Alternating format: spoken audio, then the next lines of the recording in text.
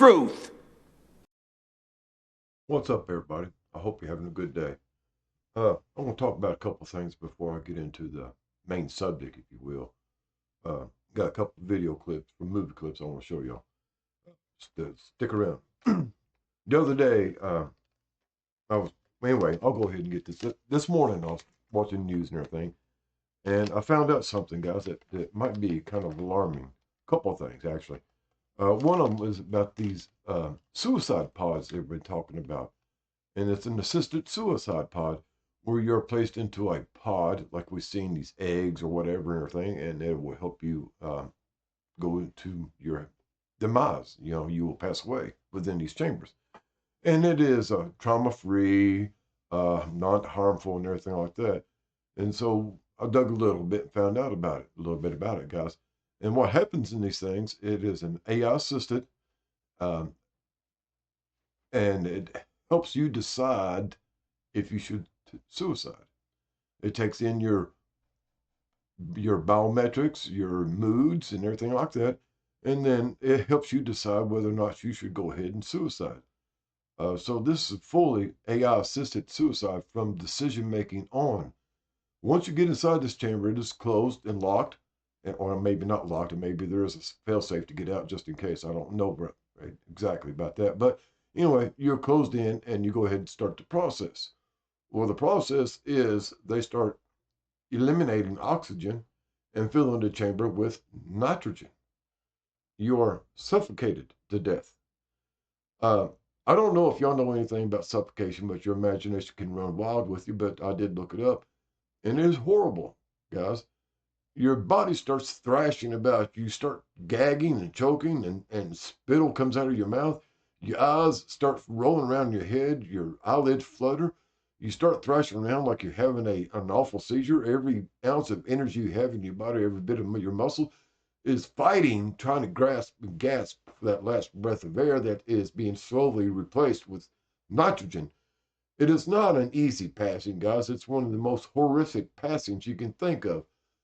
They even talked about the replacing electric chair here in the United States, or the gas chamber, with these nitrogen chambers. Guys, your eyes bulge out of your head. I mean, they just come enlarged and almost like a decompression chamber. People coming up from the deep too fast, and you know how they get the bends and stuff because their blood is filled with nitrogen. Same thing. So while they are placing these as humane, they ain't so humane, guys. They're not really humane at all. You will hurt your body and break your bones trying to get out as you try to pass away, as your body is fighting for its last breath. It's an involuntary reflex, guys. You can't control it unless you're really heavily sedated.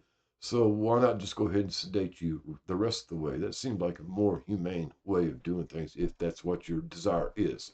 So anyway, the other thing I found out today, guys, this is really kind of shocking.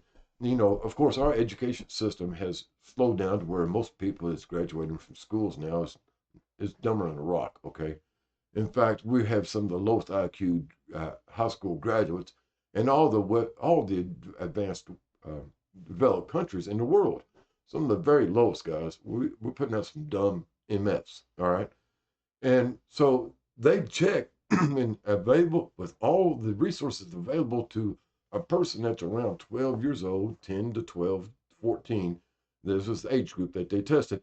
And all the available resources of artificial intelligence sets, someone with a lower than average IQ, yeah, some of the real dumb MFs of the dumb MFs, the dumber MFs of those, have the access and available information that they could go ahead, if they so desired, they could build a life-ending event or life-ending event virus or bacteria or even a device that will end all life on planet Earth, even to the point that they could actually build something or make something, create something that is targeted to individuals or ethnic groups, age groups, etc., etc.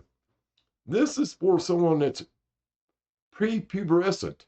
They don't have their pubic hairs yet, underarm hairs, and they're able to make devices or create things that will kill every thing on planet Earth. Even so, they went ahead and looked, if they put forth a little more effort and had a little more knowledge, guys, they could destroy the planet Earth with what they know.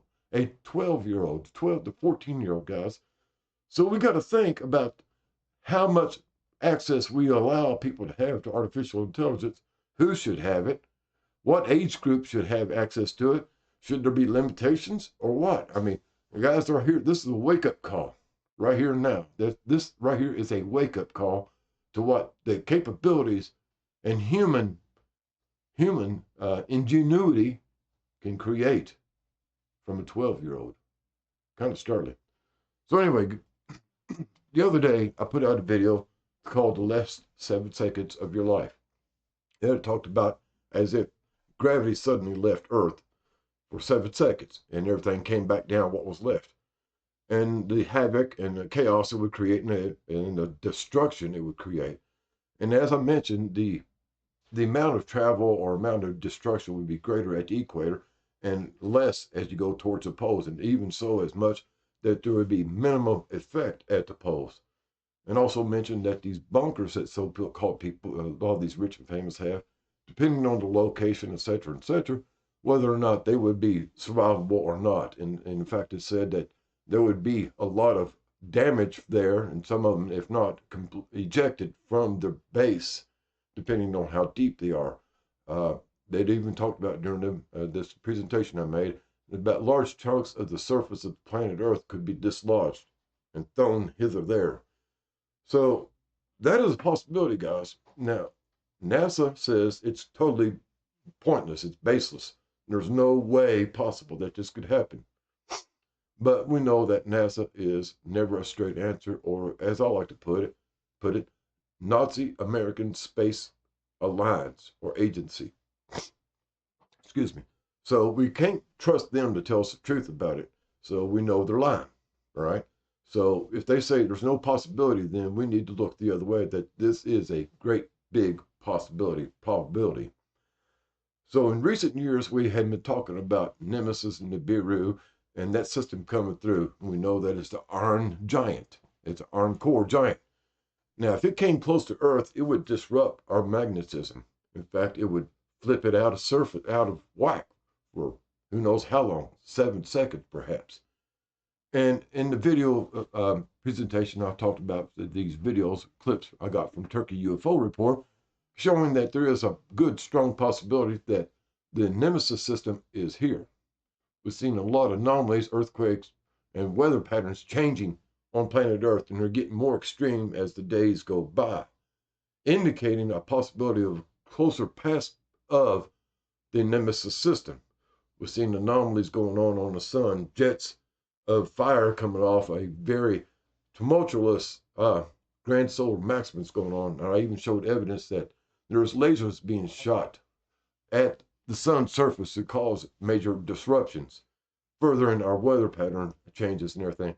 But we're sticking with the Nemesis system right now. So considering these two factors, we have a strong possibility that the Nemesis system is passing by closer and closer, and is getting closer. So that, now we look at the thing about the United States wanting Greenland. Now, I know I've talked about it and everything like that. They lied about what's around up there, and that it is a possibility that it is covered with ice through the crack or the split in the split image thing where they didn't stitch it together good. It shows to me, in my view, my estimate, that there's ice and icebergs underneath the mask or the layer they put over the Arctic region to tell us that there is no ice there, that it's all melted, and therefore the weather changed, etc., etc. That leads into that. But the real thing is they covered it up to disguise that, to lie to us about it, and that there is an ice cap up there, and we're still using it. In fact, I showed evidence that showed that there were buildings there, possibility. So with these two things, that the United States strongly wants the Greenland. We've been wanting Greenland for over 200 years, and we still want it even more so now. Well, you know, if this is possible, that Nemesis systems come about and gravity is going to be lost for 7 seconds, well, where would be the ideal place to be? At either one of the poles. So Greenland's closer than the South Pole, y'all. So it's not too hard to imagine why they would want to go there. And there has been underground bases built there. It's been the United States has built underground bases there since the 60s, early 60s, if not late 50s. It's been occupied. We've had a space base there, a NORAD station also there. So yeah, we've been there for a while, for quite a lot in the last century or so. So there. The other thing I want to bring into fact, guys, we talked about the Nemesis system for the past several years, a lot of evidence supporting this. We also, a few years ago, in 2016 or so, we started talking about the guillotines that the United States has. In fact, I think it was reported around 20,000 of those was created. Of course, that's been long since debunked, but I remember back when we was talking about it, a lot of people were talking about it. Well, we had evidence. We had videos of them. We had images of them. We even talked to transportation drivers that carried them. We've seen truckloads of them being carried down the road. So whether or not they want to debunk, say that this is not real or not, the truth of it is that it is real. So there's that, guys. What did they do with the guillotines? We don't know. Along about the time we started hearing about these guillotines, we started hearing about the Fema camps, ones being built, the former U.S. military bases being reopened and restocked. We also seen evidence of personnel there being inside the fence, some armed, some not armed, and also a lot of new activity and supplies being taken to these former military bases in these FEMA camps. Even though they said there was nobody there, we saw evidence of occupation. So what's going on there? Well, we can think that these are going to be for the deportation personnel that's going away. But if that was so, they'd be really filled up now, but they're not. Speculated that perhaps they're for the homeless. Well, we have no evidence where the homeless went. Could it be at these FEMA camps? We don't know. But they are there, guys, and they were occupied and they had supplies, and we have heard nothing else. In fact, they have gone ahead and debunked them or tried to debunk them again, even though we had evidence of that. Then we go to the idea about, I've mentioned this before, that they want to reduce the population to 500 million. It's a depopulation agenda. They want to get rid of us, and they're going to do everything they can to stop us from breeding anymore and getting rid of the human population, or most of it, and in such a manner that they want to do it that we will clean up our own mess. We'll clean up the dead bodies that we are creating ourselves through this actions and everything that they're doing. Have you seen the mass die-offs this way, genocides, diseases and viral outbreaks and infections, famine, starvation, and drought? Well, it's kind of all created in a way that we will start cleaning up our own dead. That's just put it point blank.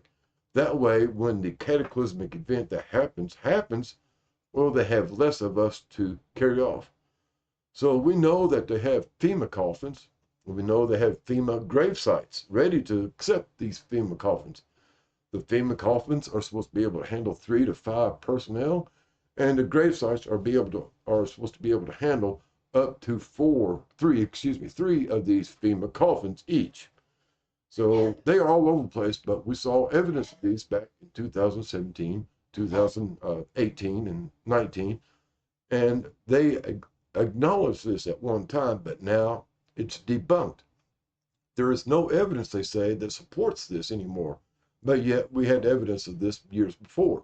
So what am I getting to, guys? Well, if you take all the factors in that we're going to lose gravity in August, they have made pushes to get to the different poles in area. All countries want to get on a pole. Remember, guys, last year or year before, I think it was, we heard about Chinese and Russian icebreakers being up at the Arctic Circle, but yet they want to tell us that there's no ice there. It's all melted and gone away.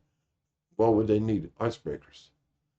The image I showed y'all from the video I made the other day, the last 7 seconds of your life, they had said that image was taken from 2020, the map image, and it showed no ice. But if you look through the crack, it showed an underlayment of ice there. That there is possibility, a probability, a strong probability they are lying to us that the Arctic region is still full of ice, usable ice, icebergs, and it has not melted. The climate change is not due to man-made things going on.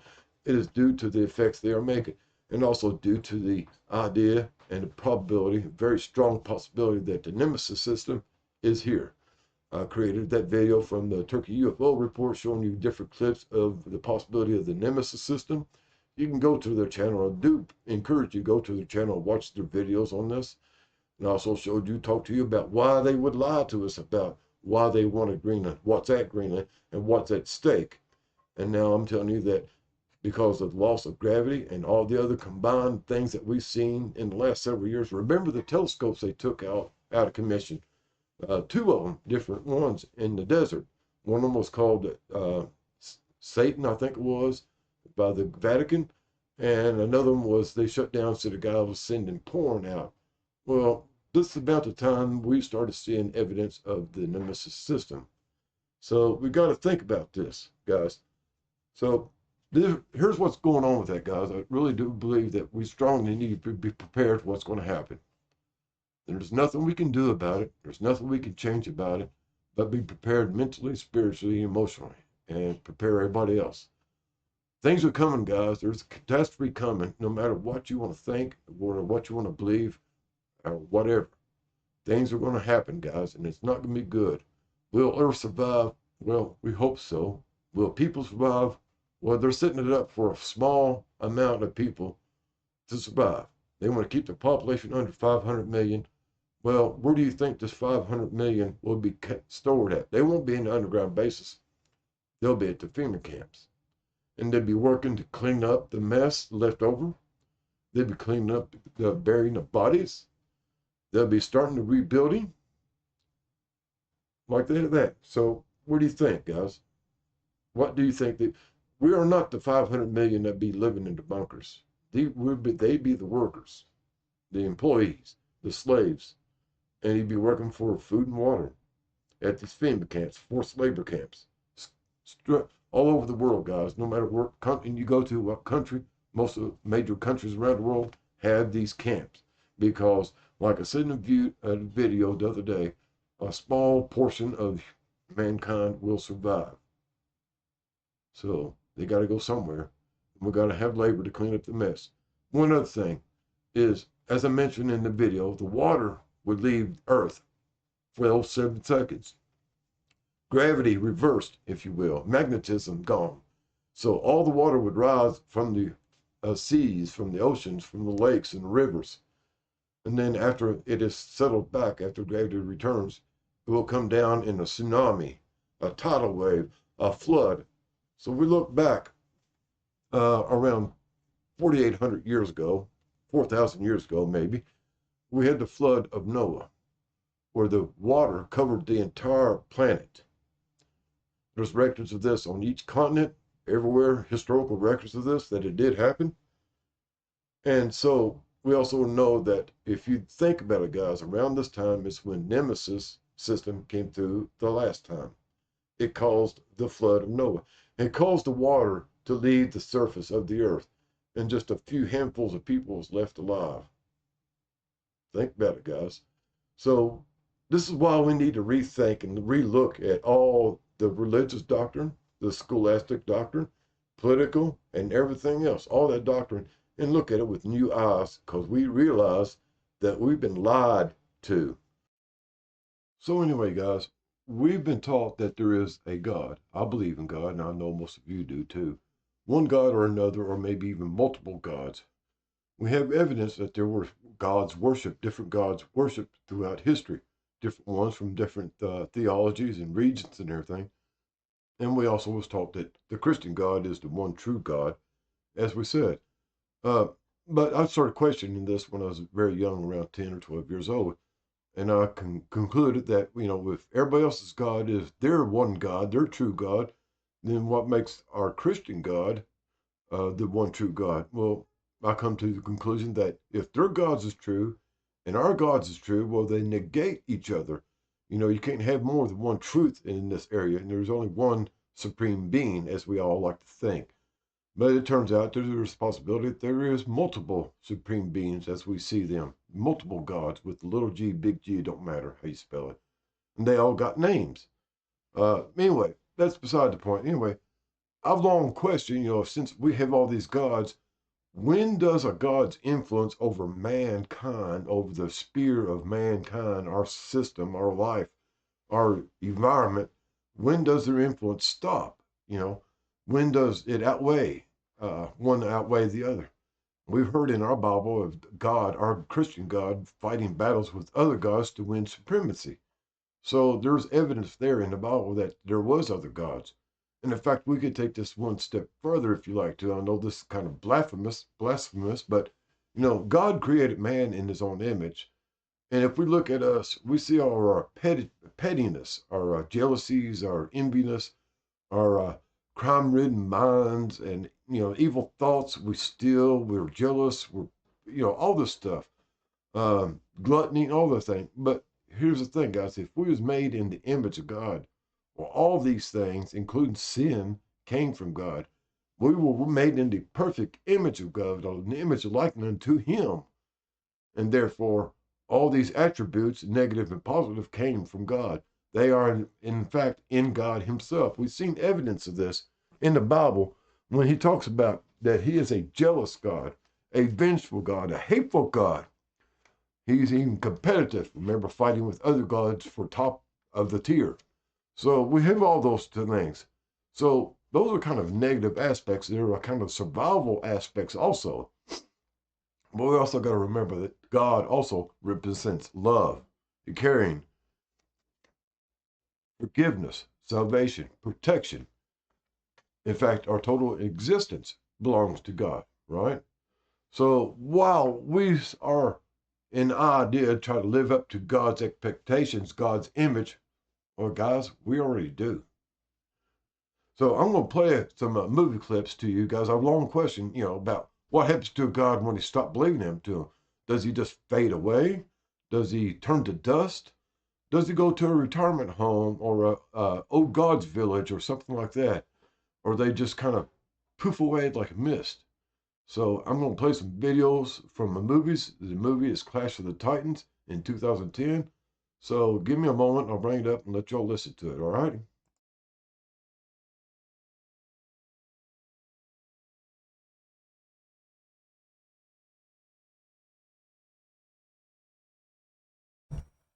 Our temples are burning. The Colossus has fallen. I can feel it. We grow weaker by the minute. Speak for yourself. Apollo's right. We all feel it, this weight. The weight of time. We've brought this on ourselves. Provide for them. Sustain them. And enjoy their wives. How is it that we've become so vulnerable to these nothings? They've learned how to hurt us. Should descend on Argos tonight. Take our vengeance now.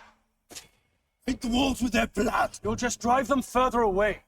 You'll chase any love they have from their hearts. Their love feeds us. They're tearing down our deities. Would you wait until we've been reduced to dust?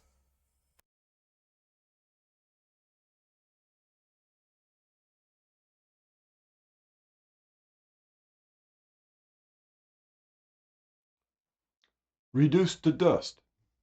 Well, that kind of answers that question. What happens to a God when you stop believing him? Reduced to dust. What happens to us when we stop existing? Reduced to dust. There you go. They don't die. They just fade away. They turn to dust. So again, also, if you remember, one of the gods mentioned that they like their wives, the human wives.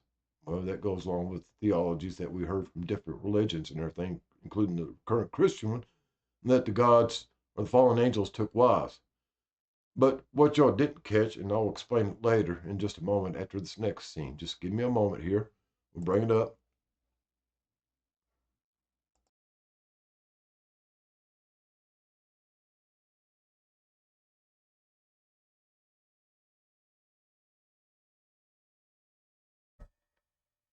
How long since you've seen my face?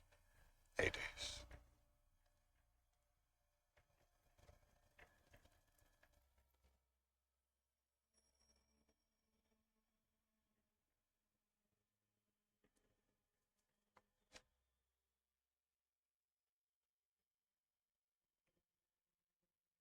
endless years, I watched from the underworld and saw your wrath tempered with love,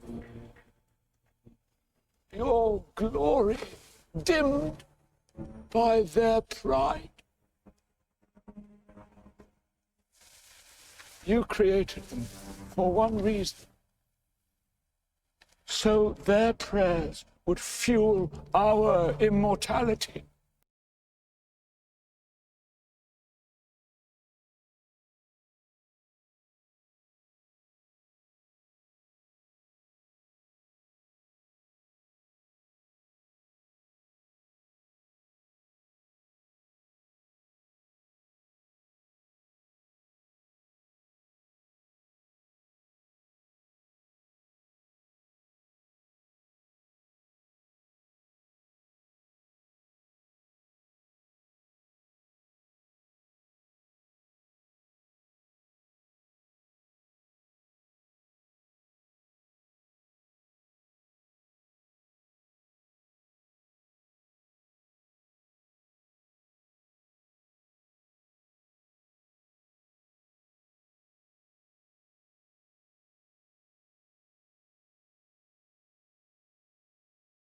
Because we are all threatened. Brother, I took revenge for you. And as I did, I saw terror in the mortals. And I saw the answer. What do you want, brother? Let me loose upon them. They will pray again. And you will bathe in their awe and fear. And we will grow strong again. He belongs in.